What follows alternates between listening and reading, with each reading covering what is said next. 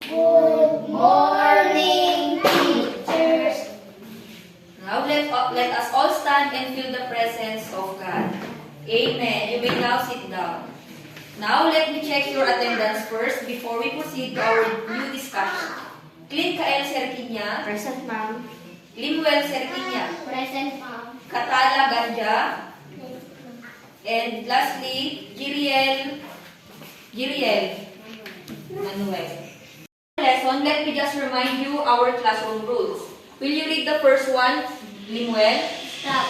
Okay. Stop indicate that when the teacher started talking to you, you need to stop what you are doing. Next, will you read, Giriel? Look. Okay, look in front. And lastly, Katala, will you read? Listen. Okay, listen to your teacher or to someone who is talking. Did you understand, class? Yes, ma'am. Okay. Last time we talked about pitch and how high or how low a sound can be. So today, let's explore a new and exciting element of sound called timbre. Say it with me again. Timbre. Okay, very good. Now who can sing a high note? Yes, Kael? Now class, stop and listen to your classmate.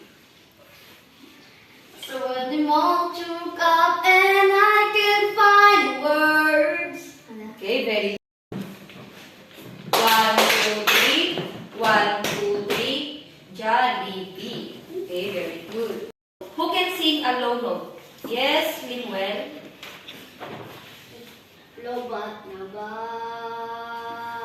Okay, very good. Let's give Limuel a 3 claps. 1, 2, 3. Two different instruments, listen carefully and tell me what makes them sound different even if they play the same note. First is bamboo flute.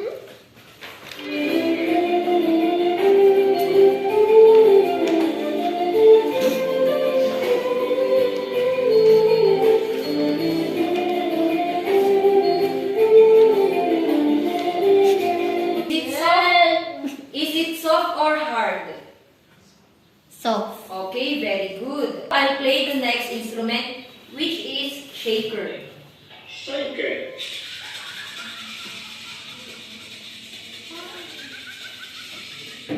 Okay, is it soft or loud or hard? Hard.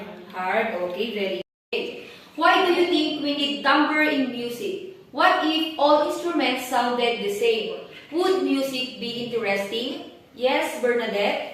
Timbre allows for musical variety and expressiveness.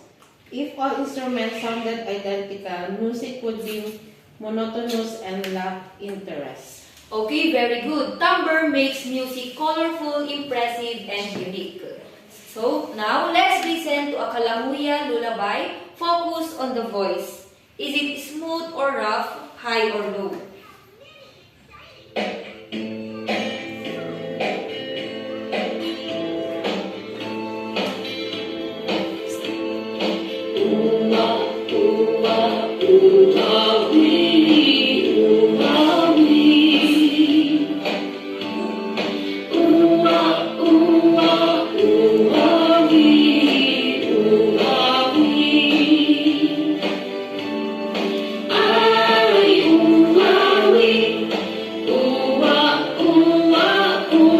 Okay, that's a Kalamuya lullaby. Did you hear it, class?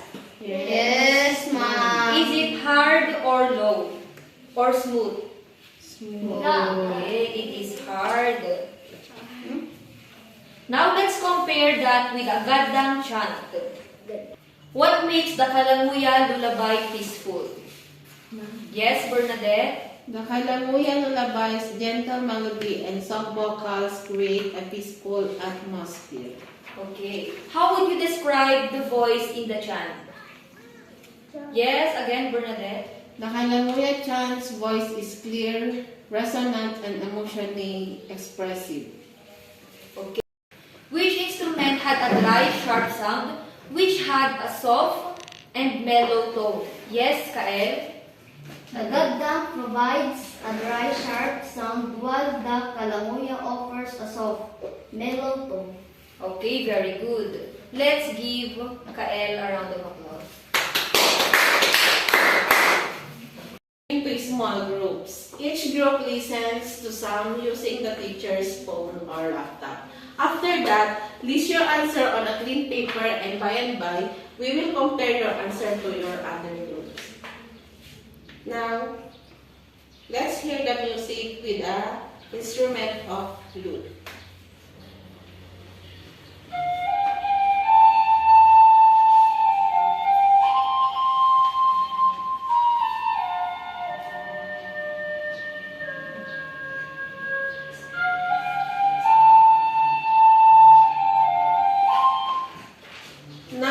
Now children, is the music loud or soft? Soft, teacher. Okay, very good. Here is the other music.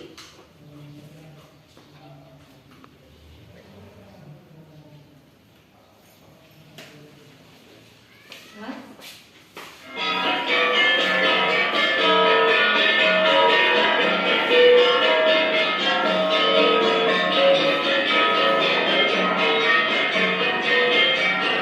Did you hear, children? Yes, ma'am. Is the music smooth or rough? Rough, ma'am. So what kind of voice or instrument is used of the music? Yes, Jonathan.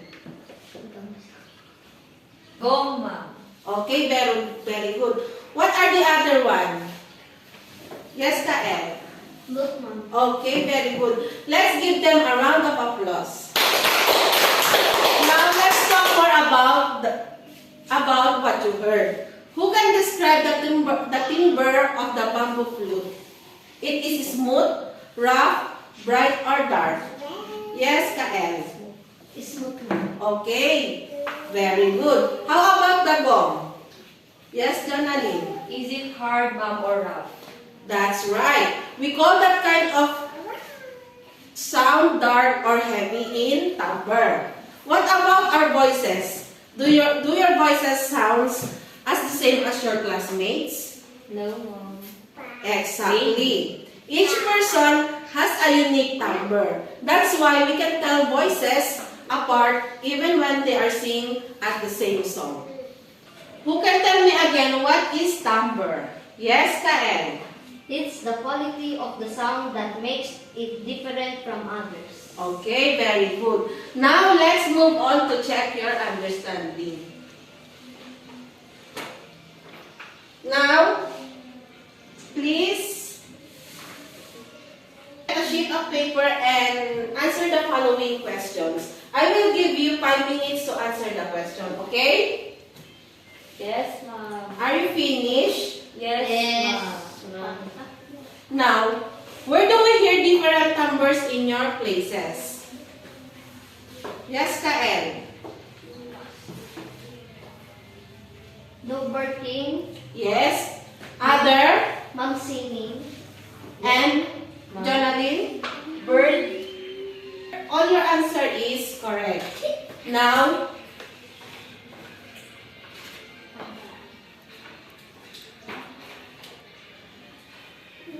let's summarize again our topic for today. Okay.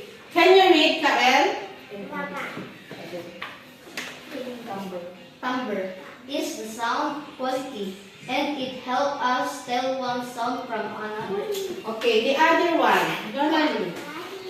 We hear timbre in music, voices, and nature. Now, timbre is the sound of quality, and it helps us tell one fact, and it tells us one sound from another. It also, we can hear timbre in music, voices, and nature. So, did you listen our topic for today, children? Yes, ma'am. Okay. For your individual activity, bring again one half sheet of paper and answer the following question. For letter A, multiple choice. Choose the correct answer. Number 1 and 2. And then for the B, drawing task, draw 2 instrument voices you heard today. It's either your It's either flute, bamboo flute, or gong. And under each drawing, write one word, describe the timbre. Example, is it rough, smooth, soft, or bright? And then for the part C, sentence completion. Complete the sentence. Timbre helps me because blank. And then for letter D, describe the sound of your own voices. How is your voice different from your classmate? I will give you 10 minutes to finish your activity.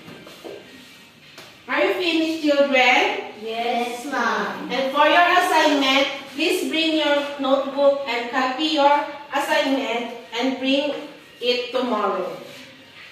Done, ma'am. Okay? Now, let's stand for our... Now, before we go home, let's pick all your trash and put on your bag. Done, teacher. Oh. Done, teacher. Okay?